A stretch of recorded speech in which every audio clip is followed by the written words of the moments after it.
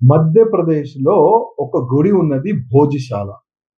దాదాపు 124 ఇయర్స్ నుంచి హిందువులు ఇది మా గుడి అని ఫైట్ చేస్తున్నారు. అప్పుడు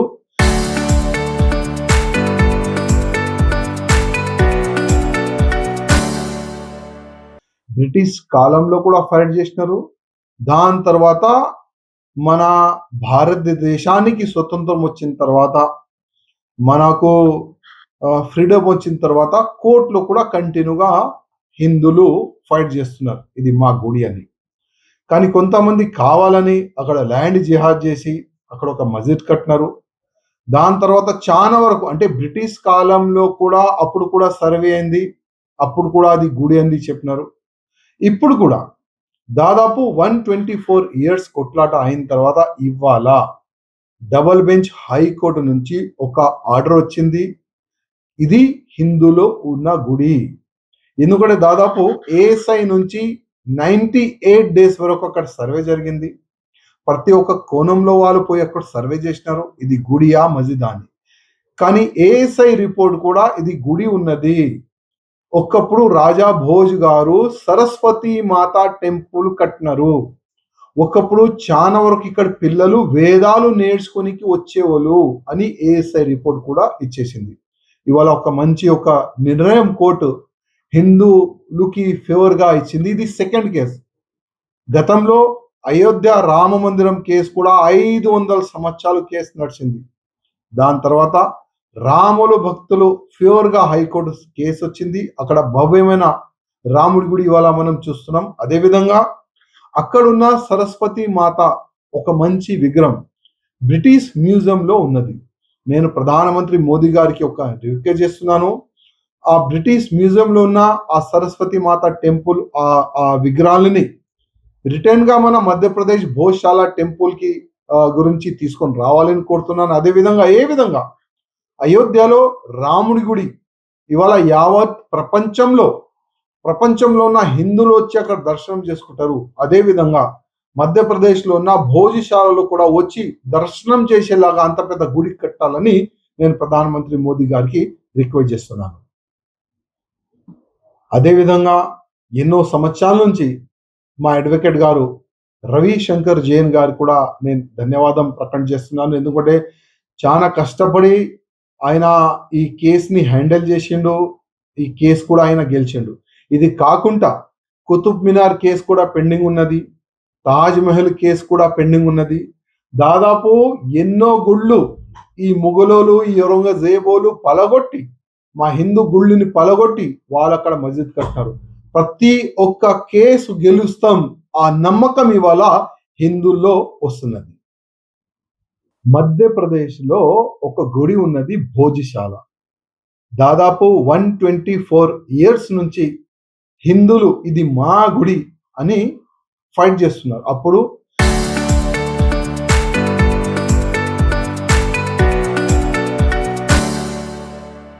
బ్రిటిష్ కాలంలో కూడా ఫైట్ చేసినారు. దాని తర్వాత మన భారతదేశానికి స్వతంత్రం వచ్చిన తర్వాత మనకు ఫ్రీడమ్ వచ్చిన తర్వాత కోర్ట్‌లో కూడా కంటిన్యూగా హిందువులు ఫైట్ చేస్తున్నారు. ఇది మా గుడి అని. కానీ కొంతమంది కావాలని అక్కడ ల్యాండ్ జిహాద్ చేసి అక్కడ ఒక మస్జిద్ కట్టినారు. దాని తర్వాత చాలా వరకు అంటే బ్రిటిష్ కాలంలో కూడా అప్పుడు కూడా సర్వే అయింది.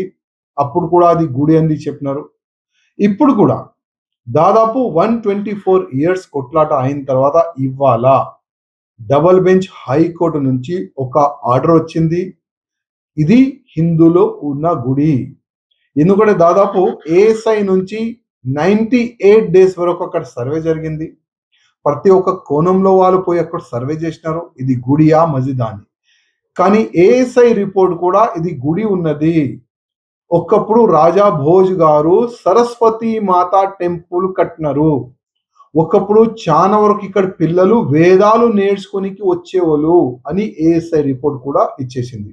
ఇవాళ ఒక మంచి ఒక నిర్ణయం కోర్టు హిందువులకి ఫేవర్ గా ఇచ్చింది. ఇది సెకండ్ కేసు. గతంలో అయోధ్య రామ మందిరం కేసు కూడా 500 సంవత్సరాలు కేసు నడిచింది.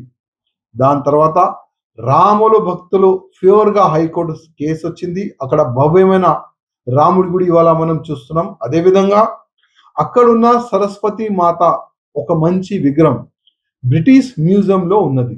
నేను ప్రధానమంత్రి మోదీ గారికి ఒక రిక్వెస్ట్ చేస్తున్నాను.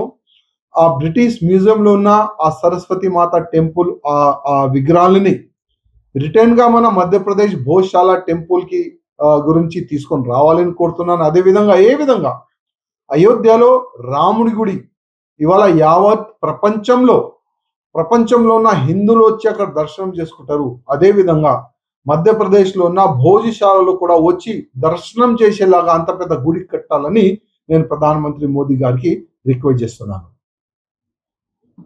అదేవిధంగా ఎన్నో సంవత్సరాల నుంచి మా అడ్వకేట్ గారు రవిశంకర్ జైన్ గారు కూడా నేను ధన్యవాదం ప్రకటన చేస్తున్నాను. ఎందుకంటే చాలా కష్టపడి ఆయన ఈ కేస్‌ని హ్యాండిల్ చేసిండు.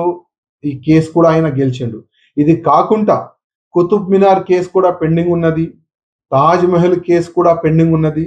దాదాపు ఎన్నో గుళ్ళు ఈ ముఘలోలు, ఈ ఔరంగజేబోలు పలగొట్టి మా హిందూ గుళ్ళని పలగొట్టి వాళ్ళక్కడ మస్జిద్ కట్టారు. ప్రతి ఒక్క కేసు గెలుస్తాం ఆ నమ్మకం ఇవాళ హిందువుల్లో వస్తున్నది. మధ్యప్రదేశ్‌లో ఒక గుడి ఉన్నది భోజశాల. దాదాపు 124 ఇయర్స్ నుంచి హిందువులు ఇది మా గుడి అని ఫైట్ చేస్తున్నారు. అప్పుడు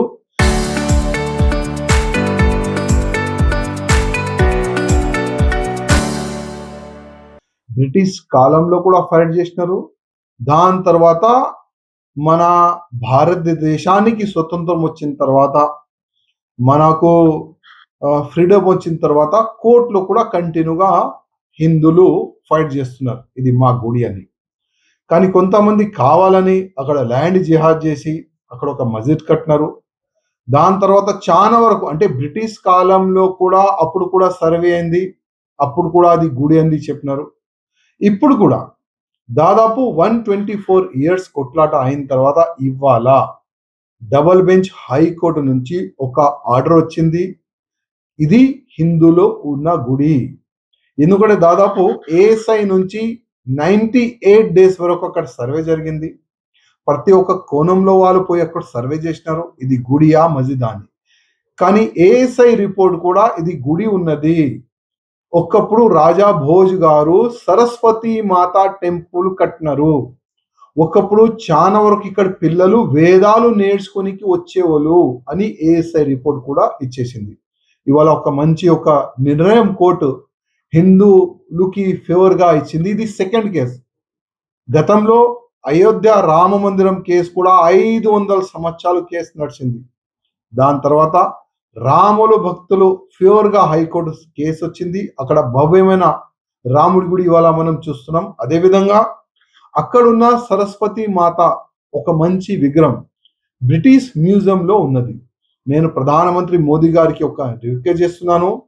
ఆ బ్రిటిష్ మ్యూజియంలో ఉన్న ఆ సరస్వతి మాత టెంపుల్ ఆ విగ్రహాలని రిటర్న్‌గా మన మధ్యప్రదేశ్ భోజ్‌శాల టెంపుల్‌కి గురించి తీసుకొని రావాలని కోరుతున్నాను. అదేవిధంగా ఏ విధంగా అయోధ్యలో రాముడి గుడి ఇవాళ యావత్ ప్రపంచంలో ఉన్న హిందువులు వచ్చి అక్కడ దర్శనం చేసుకుంటారు. అదేవిధంగా మధ్యప్రదేశ్‌లో ఉన్న భోజశాలలో కూడా వచ్చి దర్శనం చేసేలాగా అంత పెద్ద గుడి కట్టాలని నేను ప్రధానమంత్రి మోదీ గారికి రిక్వెస్ట్ చేస్తున్నాను. అదేవిధంగా ఎన్నో సంవత్సరాల నుంచి మా అడ్వకేట్ గారు రవిశంకర్ జైన్ గారు కూడా నేను ధన్యవాదం ప్రకటన చేస్తున్నాను. ఎందుకంటే చాలా కష్టపడి ఆయన ఈ కేస్‌ని హ్యాండిల్ చేసిండు. ఈ కేస్ కూడా ఆయన గెలిచిండు. ఇది కాకుండా కుతుబ్ మినార్ కేస్ కూడా పెండింగ్ ఉన్నది. తాజ్ మహల్ కేస్ కూడా పెండింగ్ ఉన్నది. దాదాపు ఎన్నో గుళ్ళు ఈ ముఘలోలు, ఈ ఔరంగజేబోలు పలగొట్టి మా హిందూ గుళ్ళని పలగొట్టి వాళ్ళక్కడ మస్జిద్ కట్టారు. ప్రతి ఒక్క కేసు గెలుస్తాం ఆ నమ్మకం ఇవాళ హిందువుల్లో వస్తున్నది.